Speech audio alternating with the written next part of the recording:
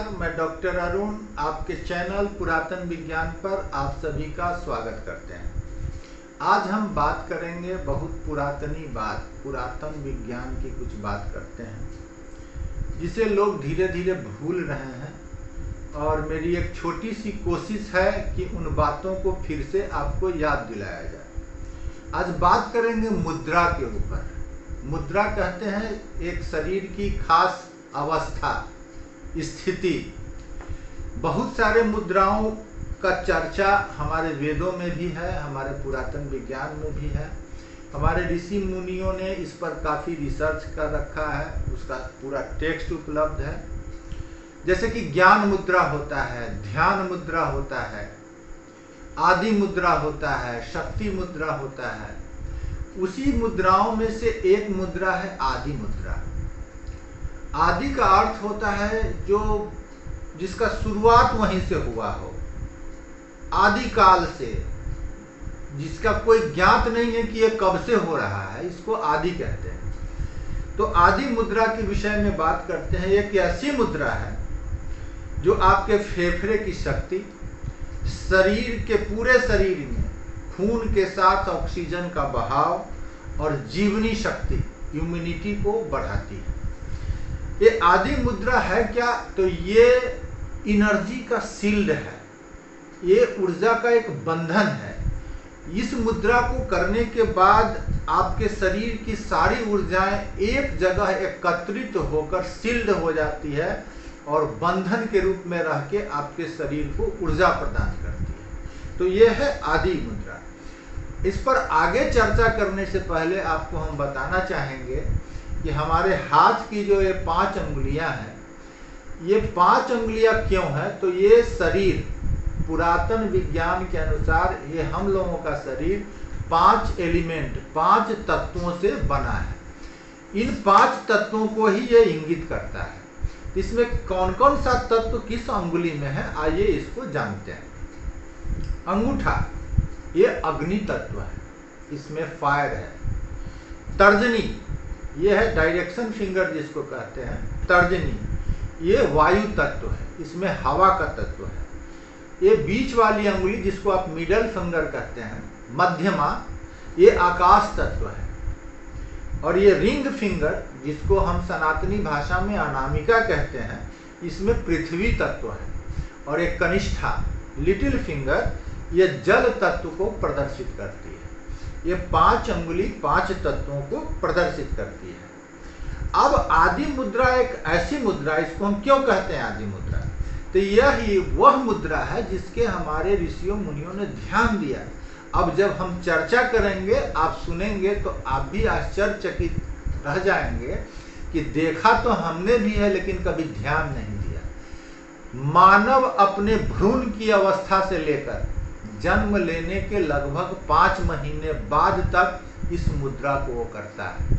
आपने देखा होगा जब अल्ट्रासाउंड कराएंगे तो भ्रूण अवस्था में भी बच्चे की मुट्ठी इस तरह बंधी होती है और जब जन्म लेता है फिर भी ये मुट्ठी बनी रहती है। अब आप अपना बचपना याद कीजिए या अपने बच्चों को याद कीजिए, आस पड़ोस के बच्चों को देखिए कि ऐसा क्यों बनाए रहता है वो, कौन सिखाता है उसको कोई नहीं सिखाया है। माँ के भ्रूण में भी एक अज्ञात प्राकृतिक शक्ति उसको ये बताती है कि इसको ऐसे रखो, तुम्हें ऊर्जा मिलेगी।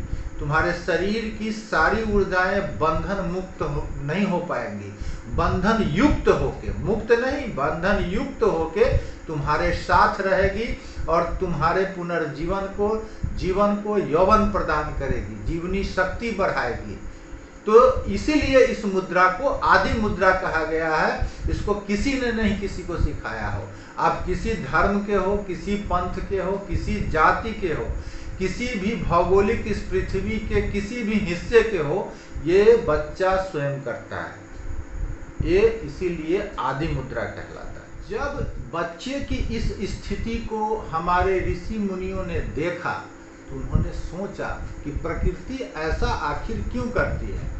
तब इस पे अनुसंधान हुआ कि कौन सी अंगुली में कौन सा तत्व विराजमान है।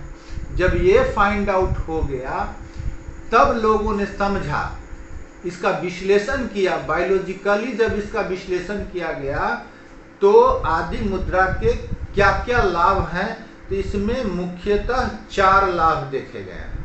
पहला, ये लंग्स फेफड़े की शक्ति को बढ़ाती है। नर्वस सिस्टम, शरीर के टोटल नर्वस सिस्टम को काम शांत रखती है और ऑक्सीजन के बहाव को पूरे शरीर में समान रूप से संचालित करती है और मस्तिष्क के कार्य प्रणाली को सही दिशा प्रदान करती है। तो ये 4 लाभ हैं आदि मुद्रा के। तो इसको करने से आपके लंग्स की शक्ति बढ़ेगी, नर्वस सिस्टम शांत रहेगा, पूरे शरीर में ऑक्सीजन का बहाव एक रूप समरूप रहेगा और मस्तिष्क की कार्य प्रणाली बहुत ही सही ढंग से कार्य करेगी। अब आइए बात करते हैं आदि मुद्रा को कैसे किया जाए, कब किया जाए, कितना किया जाए। तो आदि मुद्रा को प्रतिदिन 30 मिनट या तो आप एक सेशन में कीजिए या इस 30 मिनट को 15-15 मिनट के 2 हिस्सों में सुबह और शाम करके कीजिए। अद्भुत लाभ देखने को मिलता है, लेकिन इसको सही तरीके से करना आपको आना चाहिए। बच्चे का गुरु तो स्वयं प्रकृति होता है, वो स्वयं कर लेता है, उसको अनायास ही हो जाता है। लेकिन जब हम ज्ञात अवस्था में इसको कर रहे हैं तो हमें इसे पूर्णतः अभ्यास करना चाहिए। और कैसे करना चाहिए, इसकी सही अवस्था होना, सही समय होना आपके लिए बहुत ज़रूरी है, तभी ये लाभ प्रदान करता है। तो इसके लिए सबसे पहले कोई भी शांत जगह चुनिए और शांत चित्त होकर बैठ जाइए। बैठने में क्या है, या तो आप सीधा पालथी मार के बैठिए, या सुखासन में बैठिए, या वज्रासन में बैठिए, या सिद्धासन में बैठिए, या पद्मासन में बैठिए। आपको जिस आसन में सहज रूप से आप बैठ सकते हैं बैठिए। शर्त यही है कि आपके रीढ़ की हड्डी एकदम सीधी होनी चाहिए।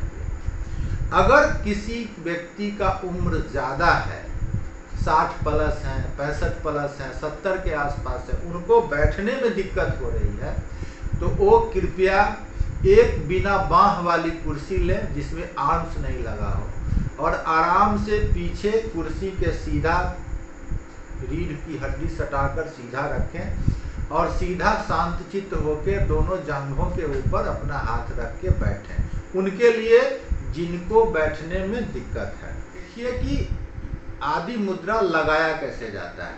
ये हाथ है, ये लिटिल फिंगर, कनिष्ठा अंगुली का ये जड़ बेस, इस अंगूठा को आप यहाँ सटाएं और बाकी के 4 तत्वों से इसको दबाएं। इसी तरह इस हाथ में भी ये यहाँ सटाएं, बाकी के 4 तत्वों अंगुलियों से इसको दबाएं और अपने जंघा के ऊपर नी क्या ठेहुना के आसपास इसको अपूर्ध मुद्रा में ऊपर की तरफ रख के शांत चित्त होकर बैठें। ये शर्त है कि आप सिर्फ अपने सांसों पर ध्यान दें। लंबी सांस, कोशिश करें कि 20 सेकेंड का लंबा गहरा सांस लें, 20 सेकेंड तक रोकें और 20 सेकेंड तक धीरे धीरे छोड़ें। या तो आप एक बैठक एक सेशन में 30 मिनट करें या 15 मिनट सुबह और 15 मिनट शाम करें। इसमें एक बार फिर से देखिए, कनिष्ठा अंगुली के जड़ में बेस में अंगूठा को लगाइए, ऊपर से इसको यहाँ लगाइए, ऊपर से इसको ऊपर ऐसे। अब रह गई बात कि वक्त क्या होना चाहिए। तो इस आदि मुद्रा को करने के लिए सबसे उपयुक्त समय सुबह 4 से 6 और शाम में 6 से 7 बजे। बस ध्यान इतना रहे कि कोलाहल का वातावरण नहीं हो, घर में कोई बड़ी ध्वनि का कोई रेडियो टीवी कुछ भी न चल रहा हो और शांतचित होकर बैठे करें और इस अद्भुत प्रकृति प्रदत्त मुद्रा का लाभ उठाएं। फेफड़े की शक्ति बढ़ाएं, ऑक्सीजन लेवल बढ़ाएं, इम्यूनिटी बढ़ाएं। धन्यवाद, नमस्कार।